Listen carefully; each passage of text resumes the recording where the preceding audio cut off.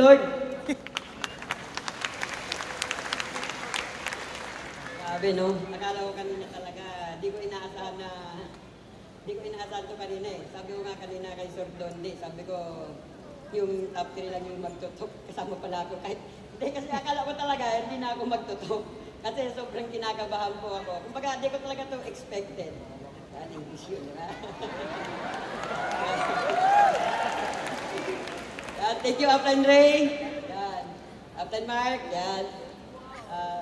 Sa buong grupo ko, sa lahat ng leaders ko, sa buong bumubuo ng buong grupo ko, Team Explorer, yan, kasama ka na, sa lahat yun. Sa Team Wild, Team Unstoppable, Immortal, Tycoons, Agila, Voltage, maraming salamat sa inyo, top 2 pa rin tayo. Sa lahat, sa mga BODs po, sa mga yan, Sir Herbie, Pauline, yan, maraming salamat po. Grabe, no, nakakakabat talaga dito, no. Kumbaga, tama yung sinabi ni Upline Boots kanina na, kumbaga, ako kasi yung taong, kumbaga, di mo kasi inaasahan ba eh. Di mo inaasahan na, akala mo sa akin dati no, na parang wala lang dati. Pero di mo naman kasi alam kung ano yung nasa isip at nasa puso ko eh. So, dapat ganun din po kayo. Kasi nga, darating yung time, baka mamaya, kung ang tiningin mo sa sarili mo, kung walang naniniwala sa'yo, okay lang yan. Basta ang mahalaga, ikaw maniwala ka sa sarili mo. Kasi ikaw ang gagawa, hindi naman sila. Diba?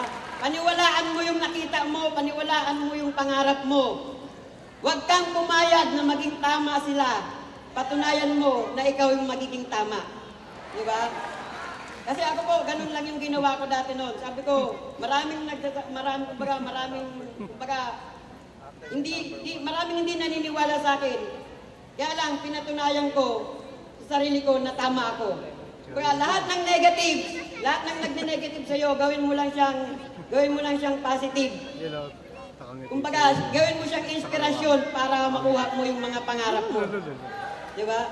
Kasi tandaan mo, kahit sino pwedeng umakyat dito. Kahit ikaw na nandyan, kahit nandun ka sa taas, darating yung time pwede ka rin dito, pangarapin mo yun. Kasi kami dati, nandyan lang din kami dati nun sa taas dati nun. Siguro 2014, 2013, nandyan lang din kami dati nun sa taas.